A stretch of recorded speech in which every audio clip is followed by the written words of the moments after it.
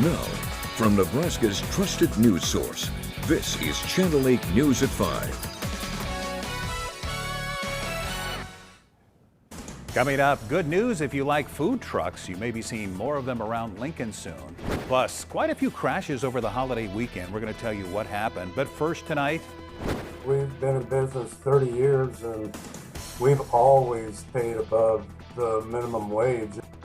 Nebraska may be raising its minimum wage soon. Good evening, everyone. Thank you so much for joining us tonight. I'm Rod Fowler. Megan Conway has the night off. Today, the Secretary of State announced the voter ID and minimum wage initiatives have been approved to be voted on. Channel 8's Matthew Mittleider has more on what will be on the ballot come November. Election officials verified on Tuesday that the voter ID and Nebraska minimum wage initiatives will be on the ballot this November. Secretary of State Bob Evnen reviewed the initiatives and has said they meet the requirements to be placed on the ballot. If the minimum wage initiative is passed in November, then starting in 2023, the Nebraska minimum wage will gradually increase until it reaches $15 an hour by 2026. The Raise the Wage organization has been working at this for a while and says that this would benefit over 150,000 Nebraskans. We have talked to hundreds and in many communities, thousands of Nebraska voters who signed our petition, and they agreed that raising the wage to a minimum of $15 gradually by 2026 is common sense for us. Some local businesses have also advocated for an increase in the minimum wage, saying it will boost Nebraska's economy. I spoke with Dave Titterington of Wild Bird Habitat in Lincoln and Omaha, a company that sells bird feeders and seed and works to support bird conservation. He said over the last 30 years, he's always paid his employees above the minimum wage because he believes it's the employees that make the business. It leads to better retention of employees. The employees are happy. They provide great 5-star customer service. And you can't have better marketing than your employees. And if you pay them good, they're going to work hard, they're going to provide that customer service, and it's going to benefit your business. Dave said the two things he wants to get across to local businesses is that they market their business properly and they pay their employees a fair wage. He thinks a $15 minimum wage would be a good start to making sure workers are paid enough and reducing the need to replace employees, as well as improving Nebraska's economy. People that are working minimum wage right now, by the time they pay their daily expenses, there's not a lot of money left for them to go out to spend at small businesses, where if the minimum wage was increased, it would give the consumer more money to spend. Before voting on these initiatives in November, there will be several public hearings held in each of Nebraska's congressional districts to inform people about the initiatives on the ballot. There will also be brochures distributed at county election offices. Reporting in Lincoln, this is Matthew Mittleider, Channel 8 News. Other news now, there were several crashes over the holiday weekend and into this morning. Here's a wrap-up of what happened. Lincoln police were sent to a two-vehicle crash near Hazel Scott Drive and Pine Lake Road this afternoon. That intersection is between Costco and Scott Middle School. This caused westbound Pine Lake to be closed for nearly an hour. Police say nobody was seriously injured in the crash, but both vehicles needed to be towed before lanes reopened. The investigation in this continues. Also today, a minivan and a car collided this morning in Lincoln. It happened near South 56th Street shortly after 7:30. Several units were called to the scene, which is also near Pius High School. So far, it's not clear what led up to the crash. Authorities have also not said if anyone was injured. There was a deadly crash in North Lincoln on Labor Day. Lincoln police tell us an SUV was going north on Cotner Boulevard Monday afternoon when it crashed into a traffic signal box at Holdridge Street. One of the passengers, a 25-year-old man, was taken to a local hospital where he died. None of the other 4 occupants were thought to have injuries. The driver was detained while our crew was on the scene but wasn't arrested at the time. And in southeast Lincoln, quite a story. A Lincoln police officer and 2 other men rescued a man who submerged his truck into a pond on Saturday. Shortly before 4 p.m., a driver suffered a medical episode and drove into a pond near 75th and Pine Lake Road. The men used a tire iron to break a window. They eventually were able to get the driver back on shore so he could receive medical treatment. Lincoln police say the driver is expected to recover. And we have those stories and more on our website, klkntv.com. Well, today a program was launched by the City of Lincoln to open more food truck vending spots. Vendors will have the opportunity over the next 2 months. It's going to be a trial period for them. Channel 8's Jessica Blum joins us now with more. Jessica? Vendors have been waiting for more spots for business in downtown Lincoln since 2018. Areas they wanted to target included locations that needed more food choices. The first 2 weeks of the program will include Centennial Mall and Q Street, Centennial Mall and M Street, and 8th Street between M and L Streets. The pilot program is set to last until November 1st. The city is wanting to measure the level of interest as well as the demand for food trucks during this time. Vendors do need to apply for a permit, and then they can call to reserve locations through the Park and Go office. But current food truck vendors say this is an important step for the city. I really want to see it be successful because I believe in food trucks. It's so much fun for me as a food truck owner to go out and see the lines and see people happy to be eating your food, and I just love that stuff. And so to be able to grow the food truck industry in a city that I love, there'd be nothing better for that for me. If vendors want more spaces after the 2 weeks, the city plans to open more locations as necessary. With students back on campus and fans coming to Lincoln for more fall sports, the city is hoping this will be a time that will be the best to test the program. If there is interest, they will look into a permanent change to the current ordinance. All right, Jessica, thank you for updating us on that story. Happening today, the final Warhorse Casino Job Fair at the Cornhusker Marriott. In fact, you still have time. The fair goes until 7 o'clock tonight. They're looking to fill all kinds of jobs from slots to security. Anyone who stands out will be offered a position on the spot. As far as the casino, part of it is expected to open by the end of this month with more than 400 slot machines to choose from. Matt Talbot Kitchen here in Lincoln is celebrating 30 years of helping the community. Today they held a lunch party for their most valued guests, the people they serve. The mayor was on hand to congratulate them. Matt Talbot helps those in need, especially those experiencing hunger and struggling with addictions. They couldn't do any of that without the support of the community. The donations, they keep our doors open 365 days a year. So we're going to continue to need that support. We're busier now than we've been forever, but we think the future looks bright, and we're grateful to the community. Now, to continue their work as they continue to grow, Matt Talbot is expanding. They're adding onto the north side of the building to allow more space for their hunger program, housing initiatives, and provide conference training space. Suzanne Blue says people should start to see the new addition in the next few months. All right, hope you had a great Labor Day holiday weekend. Let's check in with Rusty now to see. Today was definitely a warm one. Yeah, it really was. And we're not done with these warm days yet. Somebody needs to tell Mother Nature that summer is just about over and fall wants to come in, because she's just not allowing it. Look at these high temperatures for the day. 95 in the capital city, 93 at Beatrice for a high, Wahoo at 93 degrees, some 80s a little further north and west, and even to the east over towards Omaha and Nebraska City. But we were all warm today. Outside right now, we've got the Penner Bathing Solutions cam fired up, and you can see a little haze in the air. I'll explain that in Maine weather. But right now, temperature-wise, we are currently at 94 in Lincoln, 93s in Wahoo and Beatrice, also in Grand Island, 92s in Kearney and Hastings. Looks like Fairbury at 97 degrees. So it's hot out there, a little on the muggy side too, middle and upper 50s to the lower and middle 60s, 63 in Lincoln, 66 in York. It's at 64 in Aurora. Here's the forecast for tonight, 92 degrees by 6 p.m. I think we'll drop into the upper 80s by 8 o'clock, so still very warm, and we should drop to around 80 by 10 o'clock with mostly clear skies. You notice that haze though there on the cam there looking down towards downtown Lincoln. I'll explain what that is in just a few minutes. All right, Rusty. We'll talk to you in a little bit. Appreciate it. Let's head to Texas now. Today was the first day of back in classrooms for the Uvalde public school students, and it was an emotional one. As most of you know, 19 students and 2 teachers were killed at Robb Elementary in that horrific mass shooting that happened back in May. ABC's Rena Roy has the latest. At 7:40 a.m., class would have begun at Robb Elementary. Students would have been pouring in. Instead, it's quiet, shuttered for good, and surrounded by a sprawling memorial for the 21 victims lost in the mass shooting 3.5 months ago. Those who survived pushing forward and starting the new school year back in classrooms Tuesday for the first time since the tragedy. The 3 other elementary schools in the Uvalde School District taking them in, comfort dogs and counselors on hand, extra law enforcement, and 8-foot fencing being put up.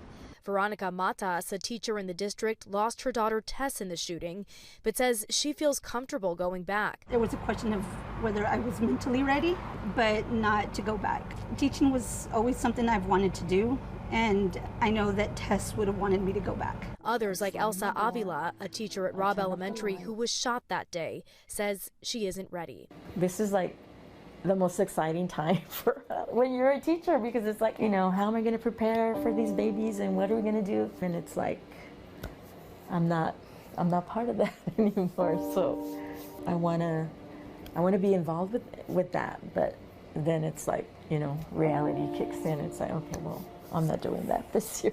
Some parents are going for the new virtual learning option, which will not only allow students to learn from home, but also give them access to resources like counselors. Father of 3 students, Anson Bills, says one of their teachers reassured him the program will work well. She's told every parent that. She wants to make sure that this runs smoothly as possible. And back to the security changes that have been made. 33 state troopers have been assigned to the schools in this district, and extra cameras have also been installed. Rena Roy, ABC News, Uvalde, Texas. And authorities are reminding all of us there are several options for reporting school or student safety concerns. You can report threats of school violence or any suspicious activity by calling the State Patrol. There's a number, 1-888-580-6422, and tips can be made anonymously. Also, when the concern is about a mental health crisis or possibly suicidal thoughts, you can contact the National Suicide and Crisis Lifeline by dialing 988 on any phone. Coming up, extreme weather stretching out across all corners of the country. The latest on that, plus a look at your full forecast right after the break.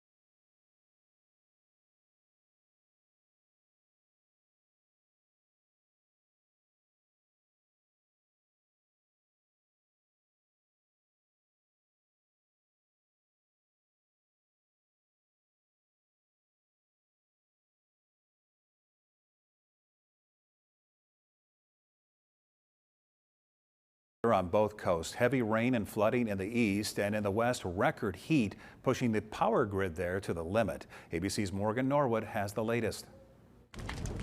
Extreme weather stretching out across all corners of the country. In the west, the region melting under a record-breaking heat wave. Multiple wildfires breaking out in California. Got fire coming down the hill. Got houses out in front of it. The Fairview fire exploding in the city of Hemet, scorching more than 2,700 acres, killing 2 people and injuring 3 others. Firefighters racing to contain the blaze, crews pleading for more resources. Want to confirm you're requesting a total of 4 helicopters, 4 air tankers. Probably determine needs for additional air tankers. At least 1,500 households told to get to safety as the fire rages over the hillsides. The flames swallowing everything, homes, cars, reduced to ashes. The thick black smoke even seen for miles. Over in this direction, it was just huge black cloud of smoke and it was coming towards us. Just north of the Fairview fire, the Radford brush fire burning hundreds of acres in the San Bernardino forest and also prompting evacuations. And in Northern California, crews are making progress, fighting a pair of fires that have also claimed the lives of 2 people. The fire threat exploding during a historic heat wave, temperatures nearly 20 degrees above normal. California's power company asking residents to cut back on energy usage, warning that high demand could lead to rolling blackouts. We know it's been a long haul, and it's about to get even more difficult. The heat in Arizona unrelenting and turning deadly. Crews responding to calls for heat exhaustion in Cave Creek, rescuing 6 hikers. 1 died from the extreme heat. Meanwhile, the East Coast now on the other side of flood watches after a weekend of heavy rain and severe flooding. Now, though rain does continue to fall, the flood watches have expired. I'm Morgan Norwood, ABC News, Los Angeles. Now, your Storm Alert team forecast with Chief Meteorologist Rusty Dawkins. So extreme heat happening out west. 15, 20 degrees above average. It's happening here too. We're about almost 15 degrees above average for us today. These kinds of events just continue to happen more and more often and will likely continue that trend. What is this? Well, this is because of the fires out west. It gets caught up in the jet stream, goes all the way up and then comes back down. And this is a smoke concentration. So this is Tuesday night, tonight around 8 p.m. sunset. Likely going to see some really cool looking sunsets. And this is aloft, so we won't have to deal with this near the surface, so you won't smell that smoky haze smell. But we will see a haze in the atmosphere, and this continues. Look at this, it comes all the way down. This is 6 a.m. so early Wednesday morning, and the smoke concentration pretty close to extreme on the high side here. So likely going to be hazy around here for a while. And it was hot today, triple digits from North Platte, McCook, Ogallala, Sydney, Alliance, and Chadron, all better than 100 degrees. Temperatures around here, middle 90s for Lincoln and Hebron, 91 in Norfolk, a little cooler north and east. Omaha and Nebraska City, near normal with temperatures in the middle 80s. But Schoen's Roofing looking at, again, hazy, milky kind of colored sky at 6th Street and Perkins in Beatrice. And it's warm out there still, 94 for a lot of us, 94 in Lincoln, Friend at 92, 93 in Beatrice, a touch warmer in February at 97. Notice the purple shades still bubbling up from our to the south and west where there's temperatures closer to 100 degrees. Dew point still pretty high, between 60 and 65 degrees, 56 a cooler air mass in Hebron, 58 in Kearney. So it's hot, it's a little humid, it's a little hazy, and not really seeing much of anything. This might actually be some of that haze starting to pop up on satellite. Nothing on radar though, no precipitation is expected. In fact, Stormcast, I'll run you through the next 24 hours, even though all you're going to see is maybe a passing cloud, maybe some little bit of patchy fog early in the morning. Other than that, really, really quiet as we head through Wednesday afternoon and into Wednesday evening. So that's about it. So let's fast forward a little bit. This is Friday at noon. The chance for precipitation, this is a long-range model, so it's not as fine-tuned, but it just shows the blobs, the chance for rain. As we head through Friday night, we start to see the chance expand This is Saturday morning around 7 a.m. A chance for some precipitation. I think the best chance will be west of Lincoln. From about Lincoln west into central Nebraska, that chance moves to the east. I think by 2 o'clock Saturday afternoon, the best chance will be south central and southeastern Nebraska before all of this pushes off to the south and east. By about kickoff Saturday night for the Husker game, still a chance for some showers, maybe a rumble of thunder from Omaha, Lincoln to Hastings and areas south. How much rain? Well, again, the model's saying, well, probably not a whole lot, around 1/10 to 1/4 of an inch, maybe a little bit more the further south you go. So doesn't look like a whole lot of rain, but the potential is there Friday night into Saturday. Tonight, temperatures around 63 degrees, mostly clear, about average, southeast wind at 5 to 15. Another hot one tomorrow, not as hot as it was today, but still in the 90s, mostly sunny, southeast wind at 10 to 20 miles per hour. 7-day forecast, another hot one on Thursday. I think Thursday will be very much like today. Chance for that precipitation late Friday into Saturday, storms possible. I think the best chance will be before the Husker game, but still a chance. So we'll keep an eye on that and keep you updated. And look at that, Rod, 70s for highs Saturday and Sunday. So how about that? Yeah, really, it's kind of nice. You're right, it was hot this weekend. It was working outside. I know you were too, and didn't take long to break out in a pretty good sweat. And I'm older than you. I needed to sit down for a while, let the heart rate go down a little bit. It was a hot one, that's for sure. All right, thank you, Rusty. You'll get there, don't worry. Yeah. It was a down day on Wall Street. The Dow dropped 173 points. NASDAQ was down 86. Here are your numbers. You are watching Channel 8, Nebraska's trusted news source.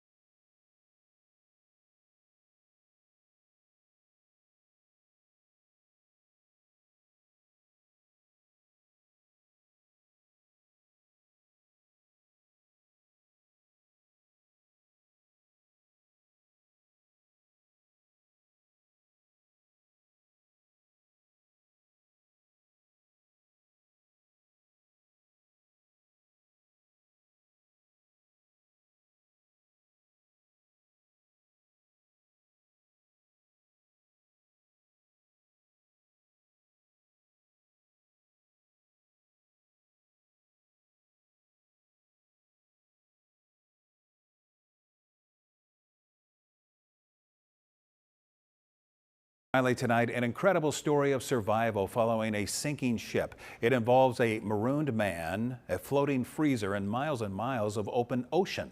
Jeremy Roth has tonight's Take a Look at this.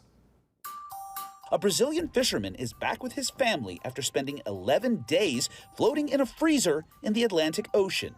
The man was on a fishing trip when his boat sank off the coast of Brazil. He climbed into the empty freezer and with no food or water, floated in shark-infested waters for 11 days before being rescued. He was later treated and released from a hospital and called his amazing voyage of survival a miracle. Watch a 91-year-old woman's high-flying bucket list wish come true for her birthday. Ida Shannon of Minnesota was gifted an exhilarating skydiving experience by members of her church, who say this gregarious grandmother who raised 10 kids is a strong lover of people whom they compare to Wonder Woman. Shannon took to the skies like a bird in flight, and this wasn't her first birthday leap of faith. She says she went ziplining to celebrate her 80th. Finally, watch a very good boy get a lift out of a hot spot in Arizona. Rescue officials were called in to help 2 hikers and the dog, named Whiskey, who were suffering from heat-related issues. One by one, air rescue units pulled them up and out of the canyon and flew them all to safety. For Take a Look at This, I'm Jeremy Roth. All right, let's get a final check of your forecast with Rusty. We've got some hot temperatures the next few days. We'll see the 90s today, tomorrow, Thursday, Friday.